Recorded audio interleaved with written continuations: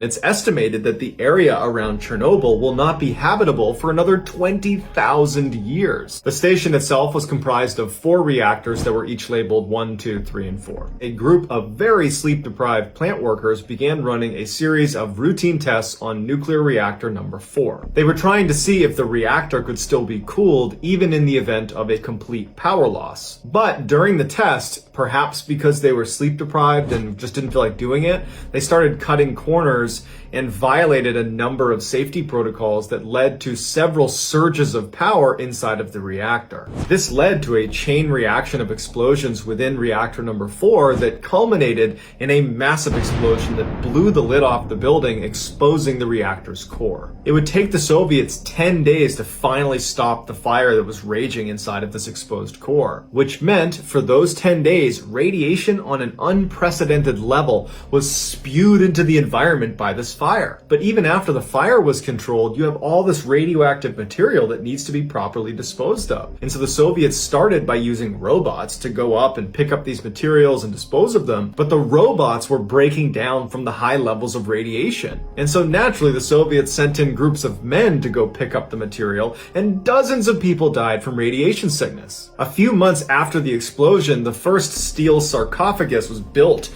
around reactor number 4 to try to contain some of that radiation. But even with that protection, it's estimated that the area around Chernobyl will not be habitable for another 20,000 years. So as a result, the Soviet Union created what they call an exclusion zone, which is 19 miles all around Chernobyl that no one can go inside of. And so nature's kind of reclaimed this area that used to be a fairly bustling metropolis. 1 year after the disaster, Ukrainian containment crews finally broke into the steam corridor that was located underneath the molten remains of reactor number 4. And as soon as they stepped in, their radiation readers spiked all the way to the top.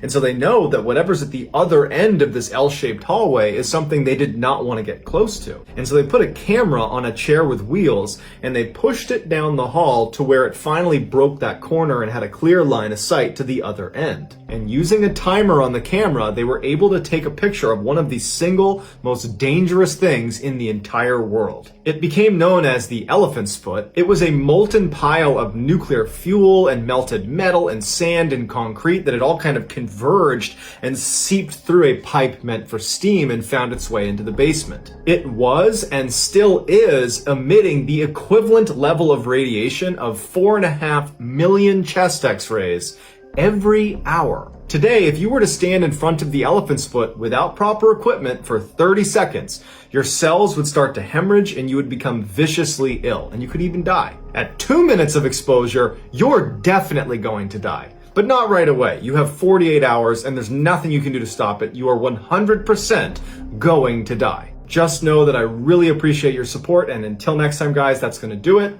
See ya.